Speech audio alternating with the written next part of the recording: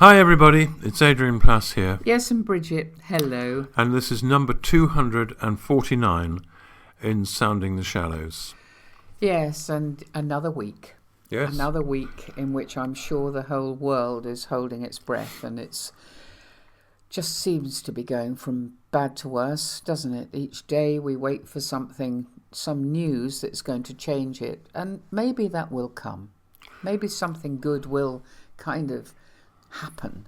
I don't know, it reminds me a bit of when I was at school and there were two bullies who were in competition with each other, and in the playground everything depended on what was happening with those two major bullies. Yeah. Because they both had their followers. Yeah. So you waited to see what sort of mood they were. Oh, God, it was terrible. It feels exactly like that, but 100 times worse. I was thinking of a Joan Donaldson story, The Baddies, as to who is the worst baddie in the world. And they compete to be the worst. And in a way, that is a little bit how it feels. But in the middle of it, something rather good has happened. Well, we hope it's good anyway for you, isn't it? Well, yeah, it was a little alarming at the time, but I've suffered from a while, and I know some people who are listening now will know how this feels. I've suffered from really quite severe carpal tunnel syndrome, which means that the path of your blood into your hand is obstructed, and so the nerves are affected. A lot of women know that because you often get it, and I got it during pregnancy. So sleep is very seriously affected. So I went and got myself through a rather lengthy process, eventually referred for treatment on the NHS. And on Monday, I had my first you had one hand done. I had my left hand done. But one of the things I found interesting was that as when I had surgery on an eye a while ago, the hand and the eye are very intimate parts of your body. And the idea that people are cutting or breaking or adjusting them is a very, very odd feeling. As it happens, the actual operation took about 10 minutes. So now my hand's recovering, and I'm really glad I've done it, and I'm looking forward to my right hand being done. So that is a good thing, I think. Well, yeah. Oh, it really is, or it will be. I mean, at the moment, you're discovering all the things that are difficult to do if you've only got one hand. But having watched Billy Munger, if anyone gets the opportunity to watch this young man who is a double amputee and who has just done the Iron Man, would you say Iron Man course, Iron Man, whatever it was anyway. For comic relief, and it is the most amazing story. I mean, he was only about 14, wasn't he, when he was in a major racing car accident. Lost both his legs, and he is an inspiration. Actually. He's a very unusual character, and he. In this, the documentary, as with the first documentary made about him, which was made after he'd lost his legs, wasn't it? Quite a long time after. Yeah, there's something about his close-up work with cameras that is extraordinarily effective. But anyway, I enjoyed it very much. It's well worth watching. Well, it just made me think about. How people can survive sometimes, depending on who you are, depending on what you're like. I mean, very close family, loads of support, a lot of love surrounding him. But right in the middle of it, his determination. So I think that's really been a positive this week. And I know Red Nose Day, for those of you who live not in the UK, might not know so much about it. I'm not sure. But I mean, it's usually very silly. And in the middle of it, one or two people doing something quite extraordinary. And the other thing, which is today, Friday, is it is World Poetry Day. Right. I don't think we really knew there was a World Poetry Day until very recently. Well, there seems to be a World Everything Day nowadays, but no, I wasn't really aware of that. No, it is a rather interesting thing because it's like saying right in the middle of all the devastation, let's have a day that celebrates poetry. And the person, I looked it up, I Googled it, of course I did, and it was, I think she was an Indian woman talking about the value of it and saying that that it can so easily be underestimated because of feeling, well, it's sort of twiddly and twee and not real. But she was making the point that it crosses barriers in a way that many things can't. She referred to cultures and geography and time. And when you think about, I mean, we love some of the poems written, I mean, somebody like George Herbert writing so many years ago, still incredibly relevant now. Yeah, I think it's partly because poets who are good at what they do are able to encapsulate a feeling or a human piece of human existence that never changes. And Shakespeare is a very good example. And if you read much Shakespeare, you'll discover that a lot of writers have actually taken very, very similar themes and expressed them in slightly different ways. But he did have the advantage of being able to make up words, didn't he? You know, I mean, he made up words all the time, words that we use. Yeah, I mean, I wasn't there at the time. But really? no, but that ability to put a feeling or an experience into a not a cage, because it isn't cage, but into a form that makes sure it hasn't run away. You know, often when we talk to groups of people and we say, we want you to think about this and think about the first thing that comes into your head. Well, we talk about Googling our mind, don't we? Oh, and we know that they don't think of the first thing that comes into their heads. We know they think about the fourth thing, depending on what it is. What you mean you edit even in that process? There are many, many edits going on in everybody's head, in every conversation they ever have. Yeah. And when we say that to people, I've often, as you know, we've said to them, if something flies by, catch it quick, because that could be the thing that makes a difference when we actually start to do something. Yeah. Well, I was struck. You know, we've become very interested in a poet called Rumi that some people may have heard of, and again, it's an example of somebody. I mean, one of the lines that we love is, "The wound is the place where the light gets in." And I was thinking about your carpal tunnels and thinking that in releasing that tunnel, the pain is going to go, if you like, light is going to get in, good things are going to happen. Ironically, I mean, actually, when I had my eyelids operated on, that was the time. Actually, as the scalpel descended towards me, I remembered that line, and it was a little comfort, not a lot. But the wound is the place where the light gets in, because literally, that was what was happening. Because not enough light was getting into my eyes. The cut that they were going to make, which was quite worrying. But that was where. That would make it possible for light to enter, but obviously it has other also. But that sentiment, that thought, that is actually one that many people have expressed, but in different ways. Yeah.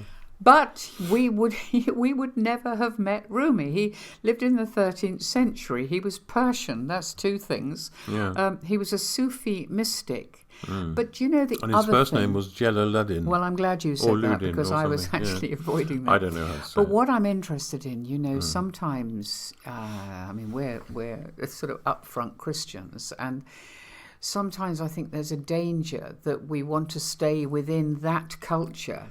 I mean, the point she was making is that poetry crosses cultures, geographical divides, time. And he actually said, I am not a Christian, a Jew, Zoroastrian. Oh, thank you. Or a Muslim. So, in other words, you know, none of you, I don't connect with any of you, but he does. Yeah. And being open to something that might just creep in and make a difference. And I think, I'm just going to read a poem by him, but I think that your experience with people is that things that you've written, poems that you've written, creep in to people who are very anti-Christianity, but kind of feel they can listen to something that is allowed to cross the divide. Well, it's an issue of truth, isn't it? The truth is truth. I know it's not as simple as that. for everyone else chorusing around the place saying that's not as simple as that. But there is a sense in which if you tell the truth, you will have something that is worth hearing to somebody. So yeah. Of course they can. But cross. not. Yeah. I mean, anybody who's closed their minds to the fact that you're a Christian is not going to hear it. Just as we so often close our minds to people who think differently. Well, there's so much fear among Christians. I mean, this is a translation. Of course, it's a translation. And this is a poem called The Guest House. It's called The Guest House. And interestingly, the person who I Googled, who was talking about World Poetry Day, actually mentioned this poem. And I thought, well, I've never heard of it. Anyway, it's this. So let's have a go. This being human is a guest house. Every morning a new arrival. A joy, a depression, a meanness, some momentary awareness comes as an unexpected visitor. Welcome and entertain them all, even if they're a crowd of sorrows who violently sweep into your house empty of all its furniture. Sweep your house empty of all its furniture, Still, treat each guest honourably. He may be clearing you out for some new delight. The dark thought, the shame, the malice, meet them at the door laughing and invite them in. Yeah. I mean, I think that we spend time, maybe other people do, trying to keep those things out. We don't want them in. We don't want to invite dark thoughts and shame and malice, but allowing the fact that you thought something, acknowledging it, surely is the first stage to be able to control it. Is that fair? You know, you think something rotten about somebody. What do you do with it? You try and pretend you haven't thought it, so you push it out the door. Well, I don't think I do that actually anymore. I certainly did. But there is a quite a poverty-stricken area about flavour and breadth and open-mindedness in some aspects of the church that we are a part. I don't mean our local church. I mean the Christian church, where people get very frightened about maintaining something that feels fragile enough as it is, without allowing it to be attacked by things that come in from outside. I think, on the contrary, that it's really, really healthy to use poetry, very broad poetry. And I must say, a lot of the things that I've learned by reading poetry, I mean, the words that I know from poetry actually are incredible furniture for me sometimes in my head. Yeah, wasn't there was it Question Time? It was certainly one of these type of programs that really annoyed both of us, didn't it? Well, they were talking about poetry and what the value of poetry was, and a woman in the audience said, with absolute assurance, because one assumes that in the culture she is a part of, or the people she knows, that poetry has no real use or identity even there. And she said, let's face it, she said, let's be honest. Which of us really remember any poem we've ever read, or have ever used any poem we've ever known? And that's fair enough, because if that's her experience, that is true. But it's not true for me. I mean, for instance, when I was in hospital a couple of years ago, there were 3 poems. I'm sure I've mentioned this before. There were 3 poems I knew by heart, and they are poetry. It's poetry that I use to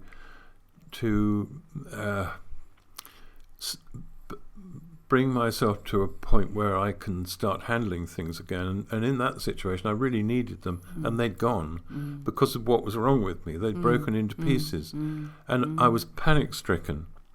And for the period of time I was there, I've worked on remembering the fragments that joined those lines together. Yeah, it's interesting. And in the end, by the time I'd left, I had got them back. But I thought I was people talk about losing your mind. I thought I'm actually losing some of the best furniture in my mind is getting thrown out. But I did get it back. So what was really, really important? I seem to remember that there were answers, and somebody did quote a poem that he had learnt at school. I think there is a fear of imposing things on children now, which means that they don't have to learn by rote. And some of the poems that children learn, like you say, they furnish their minds not just with the facts in that poem, but with something that rolls around inside you. And if poetry is not your thing, then you may feel that applies to music for me, or that applies to being in nature for me, or it applies to art for me. But certainly for a lot of people, I think there is something about what happens.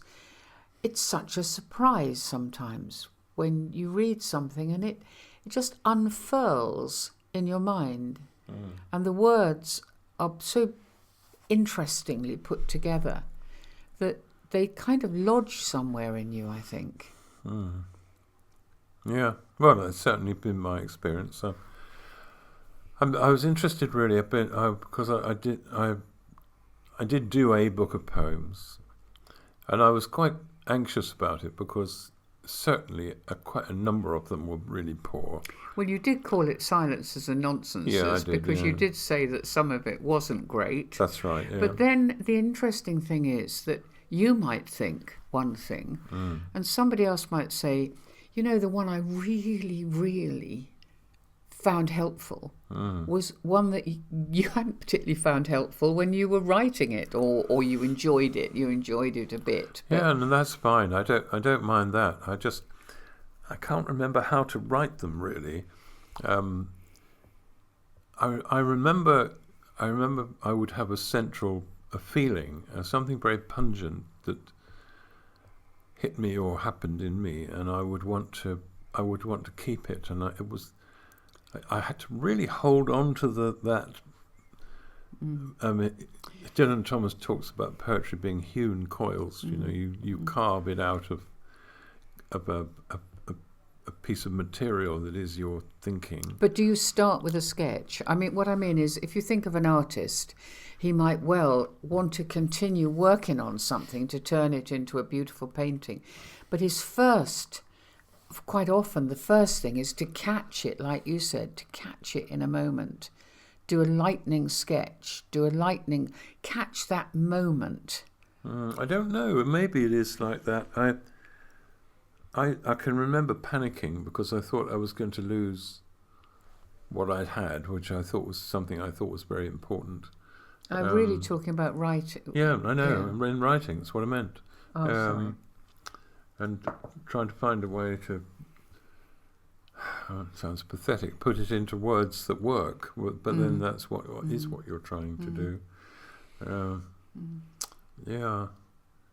There are certain lines, that not of mine, but of other people's, that I think of every time. Come on. Well, who wrote the ambulance poem? Larkin. Larkin.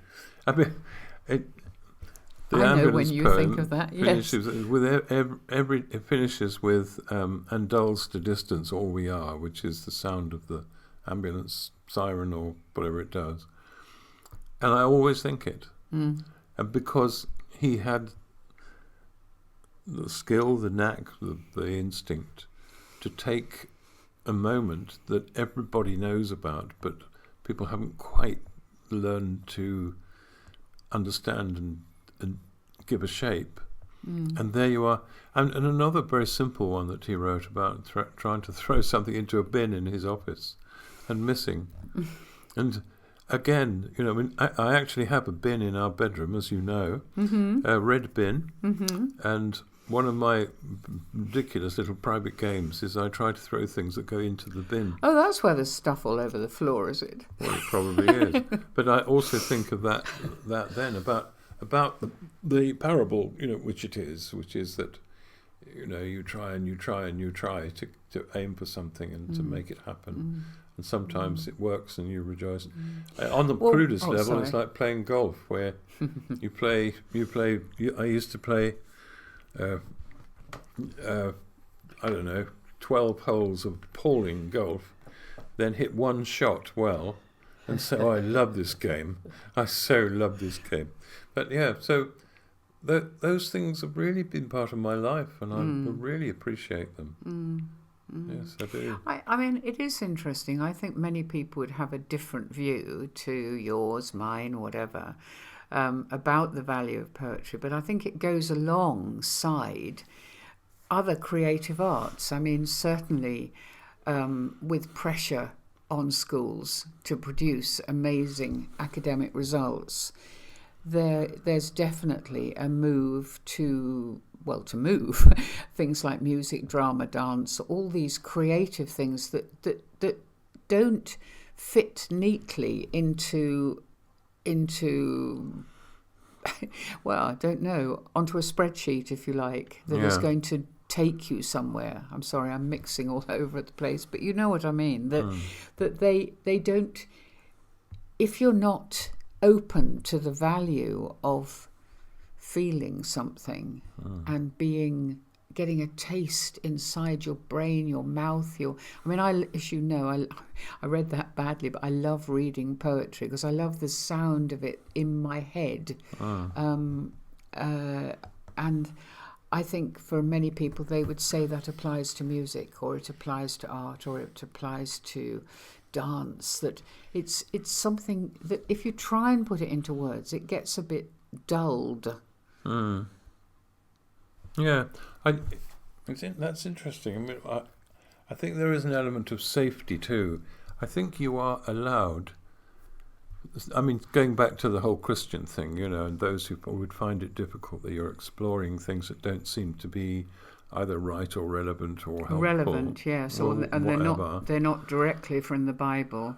And I think Muslims would say that too. They'd say, well, I can't find it within the text that I follow. But the freedom for me, of writing poetry has been that I can go wherever I like. I'm not hindered by anything. And if people don't like it, it's none of their business, because I don't let people into my head, into all my thoughts. And writing a poem is about something that's crucial to me, that I really want to hang on to. And I like that feeling. I like the feeling of a sort of universal permission to be in those places if I want to be. So I really value that as well. I don't know. It's interesting. I mean, the whole thing about, the rhyming poetry.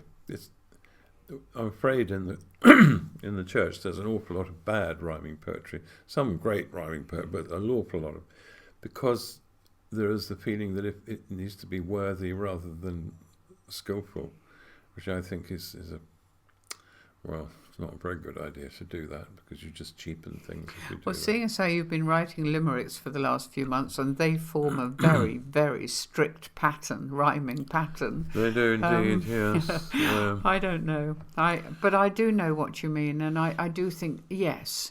And I think that's because a lot of the poems that we learn in primary school, they do rhyme. They're simple. They're teaching children how to read aloud, and they're not really to do with embarking truth or too much openness to imagination. But I do remember in our children's primary school, every morning when they came into assembly, for example, they listened to classical music. Yeah. And I thought, they're not going to analyse that. It's to do with coming into the hall and sitting down cross-legged in rows. But it's there in the background, seeping in, giving a shape that doesn't have to be analysed or made useful, or it doesn't have to be fitted into it. No, it doesn't have to fit into the curriculum. We're running out of time, but just going back to the power of words. I mean, the thing that Rumi wrote, which attracted me first, which I think is in the beginning of the Kite Runner, famous novel, which is something like, and I'm going to quote it wrong, but only just wrong, was out beyond all ideas of rightness and wrongness, there is a field. I'll meet you there. And I think that is a beautiful little song. That It is. And I met, as some people will know, met a chap who was a Muslim when we were in the Holy Land, and quoted that to him, and he made me laugh because as we parted, he said, when you get to that field, he said, Can I meet you? Could you bring me something? And I said, well, whatever is allowed and whatever is possible, I will bring it to you. And I waited for him to give me some very profound thought, and he said, what I would really like, is a very large bar of Cadbury's milk chocolate. It was wonderful, absolutely wonderful. But those words, they're with me always, and when they need it, they kind of pop out. So, yeah, It would be interesting on World Poetry Day to take a few moments, maybe, to think about a poem that has, I don't know, seeped in there, got in there, just comfortably. Yeah. And just allow yourself that, because it's pretty tough out there at the moment. Just what you think about poetry, I'd love to know. Anyway, we'll see you next week. Bye-bye.